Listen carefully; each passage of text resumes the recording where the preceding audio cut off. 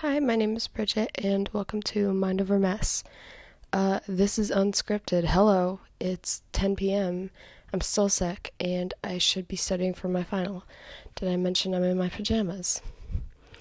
But I'm not saying what triggered this. It could be anything. But I had something on my mind recently, and I can't get it out. It's been on my mind all day. I was showering, I was thinking about it again, and I was like, I just have to make a video about this because it is true to my life right now and the phase that I'm in, and I think a lot of people can relate. And I also plan to explain some kind of study to kind of back up what I'm going to talk about today. And that is, how do I explain this? Have you heard the saying that's like, you are who you surround yourself with? Or growing up, it was always like, make sure you're surrounding yourself with, quote, good people. Whatever that means. Before I get into this, I kind of want to, I guess it's a disclaimer that when talking about this, there are exceptions, like, I find like that sort of thing is sometimes used to judge other people. For example, there's a clique at school and they have a reputation, or you've had interactions with some people in that clique and you're like, they're a bunch of assholes. But then maybe one-on-one, you have an interaction with someone new that maybe hangs out with those people and they're actually super nice, and you're like, oh, I questioned you because I saw who you were hanging around, but oh, you're actually nice. Or there are always reasons why someone may still keep someone around who is maybe slightly toxic to them. Like, a lot of nuance to this conversation, and I want to make that very clear, and that I will definitely just be talking about this in a general sense and sort of in a way of advice. I think recently with growing up, you get out of high school and you start to realize, oh, like, my decisions now matter. Well, not like they did before, but it all starts to hit you, and some of the questions that I keep asking myself is like, who do I want to be? What do I want to do with my life and my time? And, who do I want to be surrounding myself with? And through interactions you have with people, good and bad, you start to figure that out. I just think it's something that's really important to be aware of when you are making decisions. And I think I've been at a point now where you know who you are. And I will say a lot of those questions sort of have an intersection of relying and being involved with your own personal values. And I think through this discovery and figuring out who I am, I've had to, maybe you have some people you don't see as much. So, for me, most of the time, that's not even intentional. I actually am just super antisocial, and then they also have their own lives now, and we're like always busy and catch up like maybe a couple times a year. That aside, general examples, yeah, someone who maybe was once toxic in your life, you don't see them as much anymore. You see someone maybe who you start to look up to and like, damn, I really like what they have going on and I would like to be like them, and you start to develop a friendship. Maybe that's over new shared values, and those are just things that develop very naturally. But there's a trickier side of that I've had to realize, that you can still really care about someone, but realize that you have to let them go. You just have situations where people are talking about things and it makes you icky. It makes you feel gross and you don't want to be there, and you're questioning yourself and saying, why am I even here? And how is this going to affect me and impact me? And do I want this kind of energy even in my life? And do I even want to have people who have this mindset in my life? And does this impact how they see me? Do I feel respected? So there's a lot. But I think the first thing I want to do is sort of go over a study that sort of confirms that your own beliefs and thoughts and choices can sort of be influenced by who you keep around you, just to kind of prove that and maybe just establish some kind of scientific connection. That's something I kind of value and think is really interesting. So I think this study that I found for free, I'm going to link both the online link that I found as well as the free downloadable PDF. I found this through Google Scholar, just doing a search. This example is a bit more niche, but I think it'll be interesting to sort of discuss and maybe relate it to a more general sense. I am not staring at you. I'm going to be reading off my laptop as I do this. This was published by Janice M. McCabe, and it's titled Friendships and Student Success in College. So based off that title, I would guess that it's going to be talking about the influence through those friendships and how that determined their sort of success academically. Which, like I've said, that's, a lot more specific, but I think it'll still be interesting to see. So I am actually going to go ahead and read the abstract out loud. Wish me luck. So it says here, over the past 2 decades, a growing body of research has investigated college students' friendships and how these relationships can both enable and constrain student success. I reviewed this body of literature describing the characteristics and processes of college students' friendships. First, I review work that describes characteristics of students' friendships, particularly focused on the roles of similarity and proximity in shaping the friendships students make. Second, I focus on what students do with friends that promote college success. Taking a broad view of success, I focus on how friends facilitate a sense of belonging and identity development, as well as specific types of support that students provide emotionally and academically.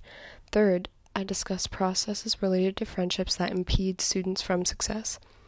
I conclude by noting some implications for practice and promising areas of future research on friendships and success for post-secondary students. So now reading that, I'm actually really interested and excited because it's not just about academics, it's also going to talk about overall, I'll call it self-fulfillment. So I have now read this document in real time and I highlighted a few things that I think I want to read out, and then I'm gonna probably say a few words on what I think about them and just tie it all up in a pretty little bow. So overall, this was 18 pages, it wasn't super long, and it was actually pretty interesting. It didn't completely go the route that I had thought it would, but I still think it's relevant to what I'm talking about today. So it sort of first talks about, what are friendships, how are they created, and why. It talks about tendencies within relationships or biases, why there could possibly be difficulties with, for example, an interracial friendship. It talks a lot about intersectionality and race and stuff, so it's actually really interesting. Particularly as a student at university, it's I'm reading about possible experiences of the people around me, which is super cool. I'm going to go ahead and read the first quote. So this quote in general just emphasizes the importance of friendships and relationships in general, that I just want to emphasize their importance. So this quote here says, and this, keep in mind this is specific to college environment and it actually mentions the pandemic here. It says, the COVID-19 pandemic brought to the fore the idea that students don't go to college simply to gain knowledge, but also to connect with others, thus emphasizing the importance of friendship ties. Indeed, scholars note that it is during the college years, ages 18 to 25, that friendships may reach their peak of functional significance. Then it says, their significance appears in research both in how college friendships can support student success and how they can get in the way.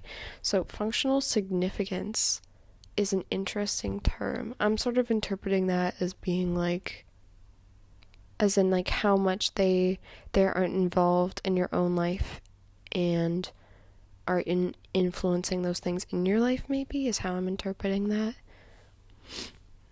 So it then goes on to talk about characteristics of friends, and talks about demographics and things like that. It's really interesting, but I want to skip down and talk about the more like influences and promoting success and all that. That's the meat. That's what I'm here for. So I have a small quote here that says, friends also implicitly support academics by providing an environment where academics were encouraged or at least tolerated. So that in itself just shows how who you are surrounding yourself with will influence your environment and influence what you're doing, right? I definitely, when I am in my semesters, I'm careful with like who I'm hanging out with, because I gotta get stuff done. There's no other option. But that also doesn't stop me from having friends who like aren't in school with me right now. Like the nuance. But so that's interesting. So that was sort of in the paragraph of talking about academic support and positive influences of friends academically. Then it goes into social and emotional support, and so I have a quote here that says, in meaningful friendships, students leaned on each other for a range of emotional needs, including those related to their classes, romantic relationships, family, financial troubles, and other friendships. Speaking English, this shows that your friends have an impact in many different aspects of your life, and I don't always totally like realize it, the influence that they might have, or the stories that you share and the things that you talk about, asking for support and advice. It truly does bleed into a lot of different aspects, more than I really realize until I sit to think about it. And I think that's really important to be aware of, because I would hope that anyone out there values themselves and values all these different aspects of your life, and that you would want people in your life who influence them in a positive way. So this next quote is a bit bigger, and it's in the paragraph that talks about identity development and how students positively influence that. And so this is like really what I was getting to in this video, is talking about your identity and who you want to be. So, and it's also interesting because you can split up your identity and talk about it in like many different parts. So depending on who your friends are, it can probably influence and impact different parts of your identity. For example, students' friendships also help build specific identities, such as student racial and ethnic identities, finding your sense of self. So that was not the large quote. Now I'm going to get into the large quote, which is, friends both reflect and create our sense of self. Students construct who they are and who they aspire to be by reflecting on similarities with their friends. It quotes another article. Students also construct who they are when they separate themselves from friends they define as possessing undesirable characteristics. Through building a temporally ordered narrative to contrast themselves from friends they had outgrown, students maintained moral identities. And then it states the authors, Anthony and McGabe, refer to these strategies as, quote, friendship talk. Friendship talk creates self-identity through construction of friendships. That is very interesting and also sort of affirming of everything I am kind of saying, because it's so true as well that even through negative experiences or people that you might be growing out of, that still helps to develop yourself and who you do want to be and who you don't want to be. So that was really cool to hear. And now I have one last little quote, which is in the sort of problem section. I found that the aspect of identity, when it came to this, like, that's not what the entire article was about, so there's a lot of it that I'm skipping over. But it's still a really good read. I feel like I've said that about a dozen times, but especially if you're a student, I think it's kind of interesting to read. So this last quote is pretty short, and it says, The potential of friends to distract students is real. However, students' responses to this indirect or direct pressure matters for their success. And I think that does actually successfully summarize sort of what I'd want anyone to take from this video, is just to know that you have choice, and it's not always easy, but you can choose who to keep around in your life. There is there are exceptions to every rule, but in a general advice sense, right? Just to be aware of that. Don't be afraid to meet new people, talk to new people. I would even say, like, even if I have a negative experience, I really try to look at that in a more positive light and just say, so that didn't work. But like that article even cited, maybe this is who I don't want to be, and now I know that, and I can now grow from that. So honestly, I think that's it. That's all I wanted to say.